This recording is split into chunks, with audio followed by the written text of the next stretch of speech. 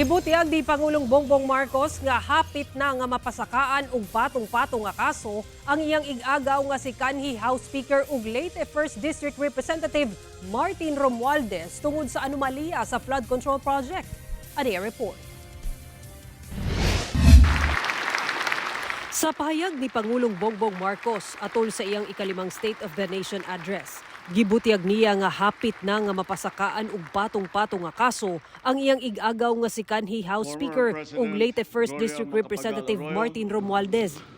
Mayroon ng mga unang nakasuhan at nakulong, mga kontratista, matataas na opisyal, pati na mga mambabatas.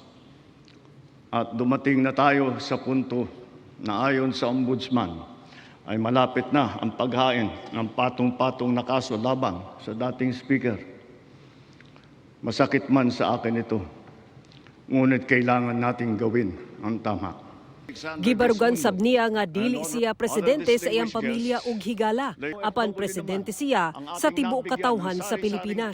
Dugang ni PBBM nga daghan na ang nabuhat sa unang hugna sa investigasyon sa mga anomalya sa flood control project. Lakip dinhi ang mga napriso nga magbabalaod, opisyal sa gobyerno ug kontratista.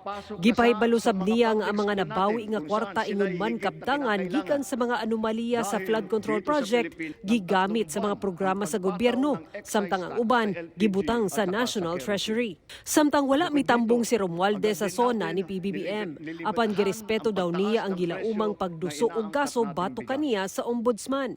Sa usa ka pahayag, giingon niya nga wala siya nangayo og pabor o espesyal nga pagtrato. Nagtuo daw siya nga kinahanglang musunod sa proseso ug pasagdaan na lang ang ebidensya nga magpamatuod kung unsa ang tinuod. Andam sab daw si Romualdez nga pamatud-ang wala siya gilapas nga balaod. Ning bag-ulang girekomenda sa Special Panel of Investigators sa Ombudsman nga kasuhan si Romualdez kalabot sa mga questionableng flood control project sa gobyerno. Una nang gilimod ni Romualdez nga nalambigit siya sa flood control scandal. Sara Hilomen Velasco, 1 Mindanao.